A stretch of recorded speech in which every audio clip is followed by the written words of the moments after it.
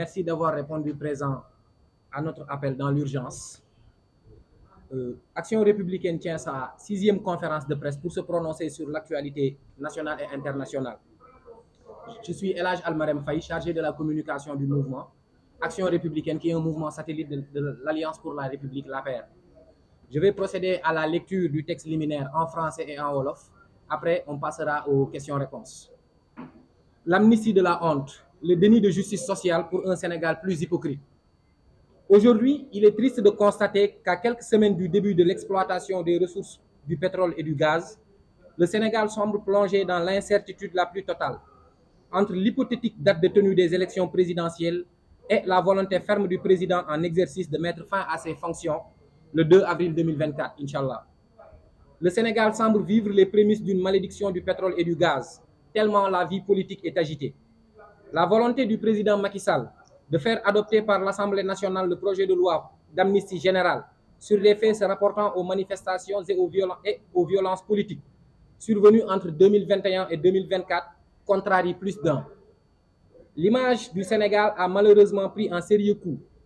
Les médias internationaux comme Al Jazeera, BBC, RFI et d'autres médias français semblent apprécier un tel scénario et amplifient la situation au profit d'un agenda caché. Cette posture des médias occidentaux est parfois l'expression d'une frustration profonde, découlant de leur absence comme partenaire dans l'exploitation de nos ressources pétrogazières. Pour d'autres, la position géographique du Sénégal constitue une menace concurrentielle très sérieuse. Il est beaucoup plus facile aux Européens de se fournir en gaz depuis le Sénégal que dans le Golfe. Commercer avec le Sénégal permettra une économie aux Européens sur les coûts de transport du gaz et du pétrole. Alors, il nous faut prendre conscience de ces perspectives et faire une résipiscence ou revenir à la raison. Avec autant d'enjeux, on ne peut se permettre de remettre en question l'existence de la République, avec une loi d'amnistie qui d'ailleurs serait un précédent dangereux pour le Sénégal. Elle serait la 11e loi d'amnistie de notre histoire politique et elle aura la particularité d'être la seule dont les faits visés ne seront pas encore jugés. Cette loi est immorale et illégitime et voudrait nous imposer d'absoudre sans aucune amende honorable tous les crimes et délits des manifestations de 2021 à 2023. Et pourtant, des gens ont de façon préméditée commis certains impairs sans repentance. Un semblant de processus d'apaisement et de réconciliation avec la libération de plus de 400 détenus va attiser davantage l'appétence à commettre des crimes. La journaliste Maïmouna Ndour Faye en a fait les frais et a été victime d'un attentat au couteau. L'incitation à la haine, à la violence et de tels actes de barbarie comme nouvelle forme de politique devrait suffire à tout républicain ou tout citoyen épris de justice à s'opposer farouchement à un tel projet de loi qui le serait dans la nature des criminels. Le mouvement Action républicaine condamne cet acte ignoble dont a été victime Mme Maïmouna Ndour Faye, journaliste et directrice de la chaîne privée 7TV. Ceci n'est que la suite logique d'appel à la violence de responsables politiques d'un parti politique dissous et clairement identifié. Nous condamnons cette barbarie. C'est comme cela que les nazis avaient pris le pouvoir en Allemagne, avec la dictature de la pensée unique. Les familles éplorées, les opérateurs économiques ruinés par les violentes manifestations et le peuple sénégalais méritent que la lumière soit faite. C'est après cela qu'il sera question de pardon, de mansuétude et de réconciliation nationale. Les concitoyens se doivent de connaître la vérité en situant les responsabilités sur les atrocités que les Sénégalaises et Sénégalais ont subies durant les événements survenus entre 2021 et 2023. Nous invitons les députés de la majorité comme de l'opposition à ne pas voter cette loi. Elle décrédibilise l'État dans son rôle régalien et foule aux pieds la République. C'est un quitus ou un permis de tuer, de torturer, de saccager des biens, de brimer, de détruire des vies et des familles. Le déni de justice pour un peuple autorisera toutes les formes de dérive. L'amnistie ne devrait compromettre en rien le droit des tiers et cela devrait justifier l'aboutissement des procédures en cours. Vive le Sénégal, vive la République. Alors, je vais passer à la lecture en wolof. Asalaamaaleykum suñu mbokku taskatu xibaar yi ñi ngi leen di gërëm di leen sant ci teewaay bi donte xatoon na gàtt na tey nag ñun la waa mouvement Action républicaine comme niñ ko saxoo di defee bëgg a saafonteeg askan wi par rapport ak xew-xew yi jamono ci réew mi ak li ko wër tey nag daf bëri na sujet yi nga xamante ne moo agité question bi muy amnistie maanaam neenal wala bàyyi ñëpp ñu jàppoon ci wàllu métit yi fi am yi fi passé en 2024 waaye tey soreetuñu fii ak dernier trimestre wala troisième trimestre ci at bi ñu nekk, maanaam ñetti weer yi des ci at wi ñu nekk wala juróom benn weer yi des ci at mi ñu nekk, dañuy commencer exploiter suñuy ressources ci wàllu pétrole ak gaz. dafa mel ni nag Sénégal day waaj a daanu ci feebaru dëkk yëpp yi nga xamante ne dañuy produire di jaay pétrole ak gaz, surtout jafe-jafe yi nga xamante ne am nañ ko ci biir réew mi ci wàllu politique ak président bi nga xamante ne nee na ak lu mënti xew le 2 avril incha allah day quitter pouvoir bi. waaye ci ginnaaw loolu volonté président muy génnee ñi nga xamante ne dañoo nekk ci kaso te ñu taxoon ci wàllu yàq ak saccage ak violence yi fi amoon 2021 ba léegi bëri na sénégalais yu mu jaxase indi jiixi jaaxa ci seen xel. ci beneen pàcc tamit gis nañ ni image yu Sénégal comme république xaw nañ ko salfaañee bitim réew, waaye foofu dañu bëgg a fàttali askan wi ne leen état yi ay intérêt kese la ñu am et que médias occidentaux yi nga xamante ne ñooy salfaañee deru Sénégal ñoom ñëpp bu ñu sañoon am ay intérêt ci pétrole ak gazu Sénégal, parce que tey du loo xamante ne mënees nañ koo xalaat, c'est inimaginable Sénégal war a rek exploiter ay ressources pétrole ak gaz te par exemple Total amu ci benn demi-litre, par exemple benn société américaine amu ci, BP mi ci am nekk une société britannique dafa am ay problème ak état Sénégal parce que dafa bëggoon état Sénégal revaloriser contrat bi mu am ak ñoom après Covid bi nga xam ne bateau yi jaaratuñu détroit de Suez, dañuy def un détour plus large mu yokk coût de production yi, ñu bëggoon ko supporter loo état Sénégal bañ ko. donc yooyu yëpp dafay dugg ci campagne de diabolisation yi, sachant que dafa am triptyque entre les états, les multinationales ak ONG yi ñuy financer sur place. loolu moo tax sénégalais yi mën a seetlu tey ñëpp ba ci Qatar Al Jazeera def benn reportage di wekk suñu force de défense et de sécurité di jaxase di ne Garci ci opération maintien de l'ordre, te ku xam nekk Sénégal nekkoon fi ci manifestation yi xam nga ne gisoo fi oto Garci à part benn détenu bu ñu jëlee woon Koungheul, oto Garci lañ mettre à disposition pour mu indi ko Dakar. donc yooyu yëpp day dugg ci cadre comme que Sénégal mi ngi ci ay tensions politiques, puissance étrangère yi noonu la ñuy def, nañ ci profité salfaañee image yu Sénégal gën a jaxase xelu nit ñi indi jiixi jaaxa. te position géographique Sénégal dafa baax pour jaay pétrole ak gaz, donc yooyu yëpp il faut ñu koy jël en compte. président de la république xëy na bëri na yu muy éviter wala bëri na yu muy sóoraale ba tax mu proposer loi d'amnistie, waaye nag loi d'amnistie bii dafa jur jiixi jaaxa ci xelu sénégalais yi. mooy nar a nekk fukk ak benneelu loi d'amnistie buñ fi voté, waaye particularité mooy nekk benn loi d'amnistie bi nga xamante ne fait yi nga xam ne moom lañ visé jugé guñu leen, parce que fukki loi d'amnistie yi fi jàll yëpp avant ñu leen di mettre en œuvre fekk na fait yi ñu visé woon ci période yi ñu visé woon jugé nañ leen ba vider dossier ya ñu doog a nekk ci amnistie. ñu gëm ni au niveau d'action républicaine que loi d'amnistie bi xel nanguwu ko, xol nanguwu ko, day gën a jur jiixi jaaxa, gën a lëñbët xelu sénégalais yi, gën fi indi ay problème parce que ay milliers de sénégalais perte nañ ci seen xëyukaay, ay milliers de sénégalais perte nañ ci seen liggéey, ay milliers de sénégalais violenté nañ leen ci, ay dizaines de sénégalais dee nañ ci. jàpp nañu ne réconciliation nationale histoire wan nañu ne ci réew yi mu am yépp balaa ñuy yegg ci phase réconciliation nationale dañoo toog waxtaan suñu biir ci biir waxante ay dëgg, xoolante ci ay bët, déggoo ci li ñu bëgg ngir réew yi pour que réconciliation nationale mën a am. waaye action républicaine dafa gëm ni loi d'amnistie bi c'est mettre la charrue avant les bœufs, et que ñu ngi artu députés assemblée nationale ils sont face à l'histoire, ils ont la responsabilité de bloquer cette loi d'amnistie, et action républicaine prend l'engagement et la responsabilité de dresser la liste de tous les députés yi nga xamante ne dinañ nar nañ voter loi bi wala voter nañ loi bi, pour que ëllëg bépp force de défense wala de sécurité wala bépp journaliste wala bépp citoyen sénégalais bu ñu violenté wala dara dal la ci ginnaaw loi d'amnistie bii, député yooyu ñooy adossé entière responsabilité yi. je crois que ñun ñëpp Sénégal yëpp démb ba tey ñi ngi mettitlu li dal suñu sœur, parce que sœur la, yaay la, soxna la, mère de famille la, tante la, Maïmouna Ndour Faye, nekk koo xam ne ñun ñëpp xam nañ ko dans l'espace médiatique sénégalaise muy inspirer confiance ak intégrité, ñu def ko jëf ju ñaaw muy loo xamante ne ñu ngi koy mettitlu te jeexalaguñu, parce que ba léegi ça entre dans le cadre dafay dugg ci problèmes sociaux ak problèmes politiques yi ñu nekkee Sénégal.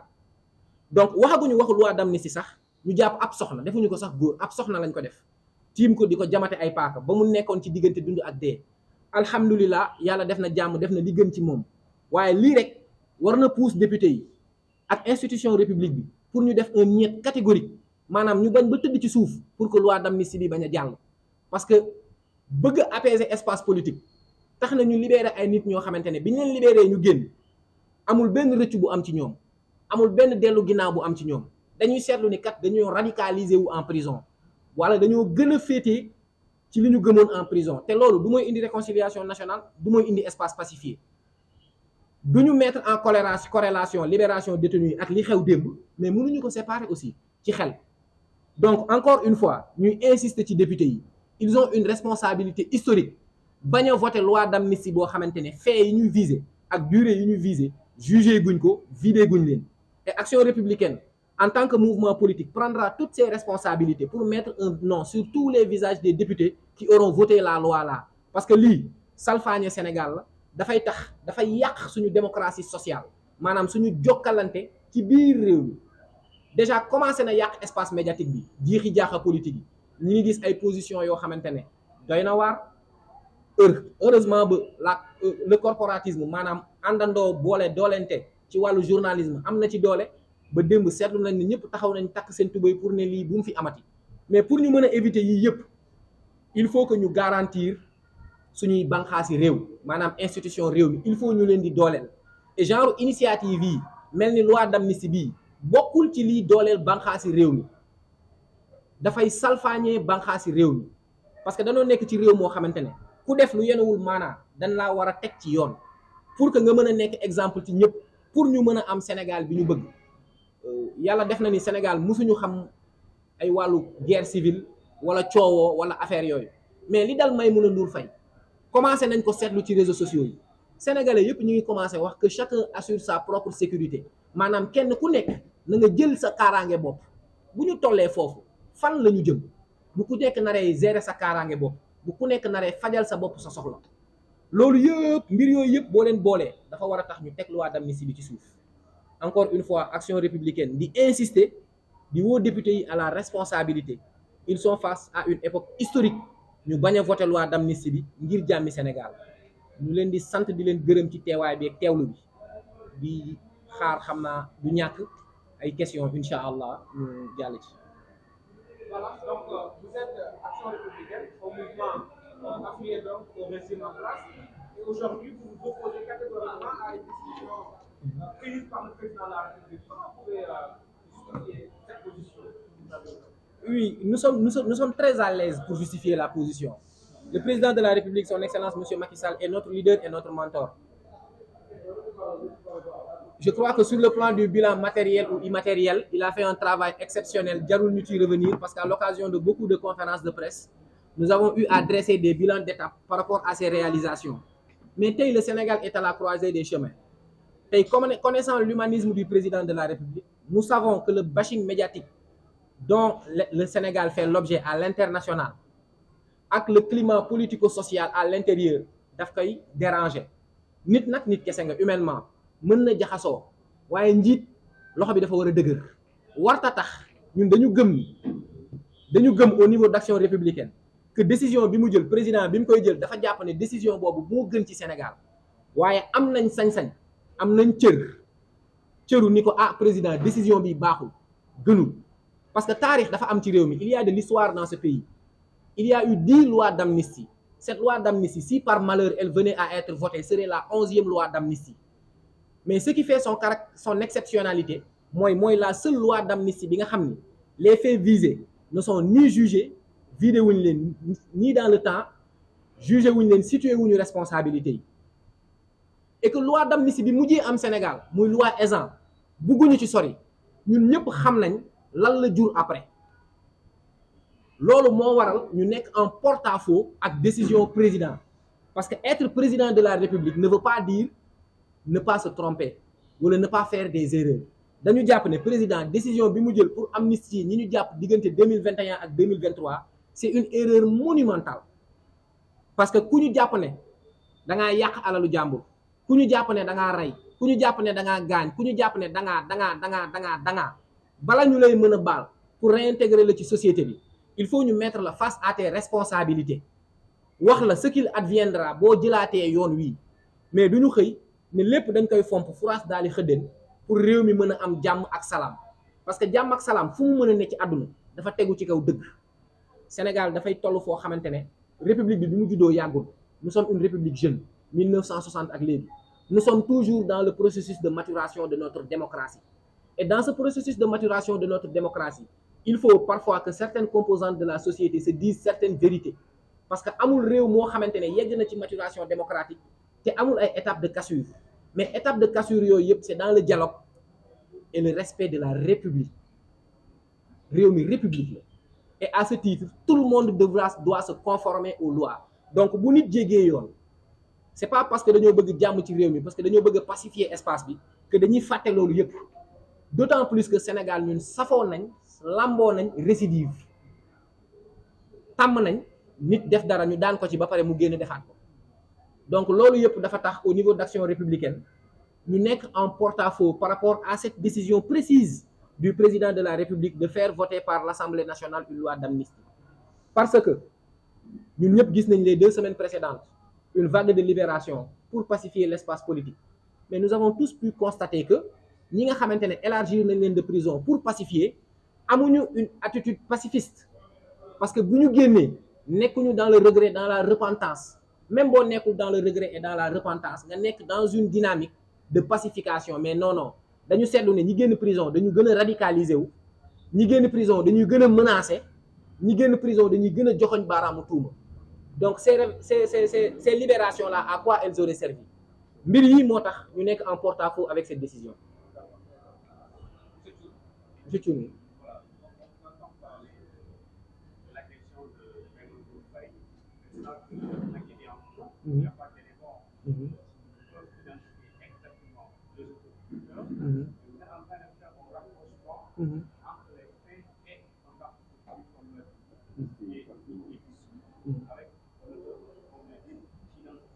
Oui, peut-être que mon propos n'a pas été clair.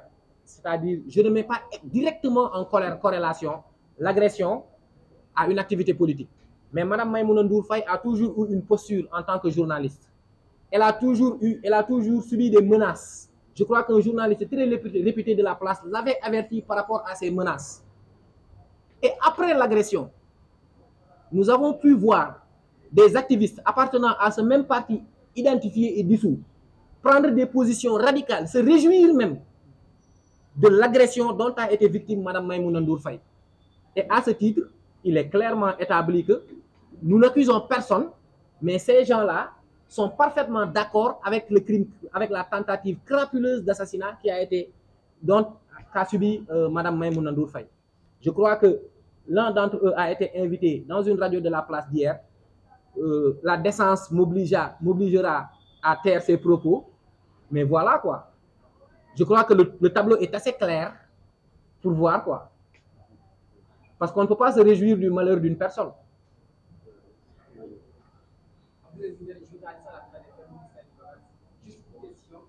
Qu'est-ce qui vous a poussé exactement à intégrer les médias occidentaux face à la nous avons vu il y a la semaine passée un reportage d'Al Jazeera disant que le gouvernement du Sénégal a déployé le GARSI pour réprimer les manifestants. Mais dans la nomenclature organisationnelle de l'État sénégalais, le GARSI dépend uniquement de la présidence. Le maintien de l'ordre dépend de la gendarmerie ou de la police. La seule voiture du GARSI qui a été utilisée pour convoyer une personne de Koungheul à Dakar. Le GARSI est positionné à l'est du Sénégal, entre Bakel, Sémé, Waoundé et Kidira, depuis 1 an pour parer à la menace terroriste. Donc Al Jazeera, nous savons tous que c'est un média de l'État du Qatar. L'État du Qatar est foncièrement dérangé par le fait que le Sénégal est maintenant une puissance pétro-gazière. Parce qu'il est beaucoup plus facile, à partir de Dakar, de livrer du pétrole et du gaz via le Maroc à l'Europe en termes de coûts de production que d'acheter du pétrole et du gaz dans le Golfe. Et pour preuve, vous avez déjà vu, toutes les chancelleries occidentales ont déjà débarqué à Dakar au courant de l'année passée. C'est ce qui justifie ce bashing médiatique-là. J'ai un autre exemple à vous donner. Mayeni Jones, une journaliste sierra-léonaise de la BBC, avait fait un reportage sur Petrotim Parce que BP avait des problèmes profonds avec l'État sénégalais sur les contrats qui les liaient. Parce que BP voulait faire supporter à l'État les surplus de coûts qu'avait engendré la crise du Covid et le détour qu'il devait faire du Cap Garda-Fui au détriment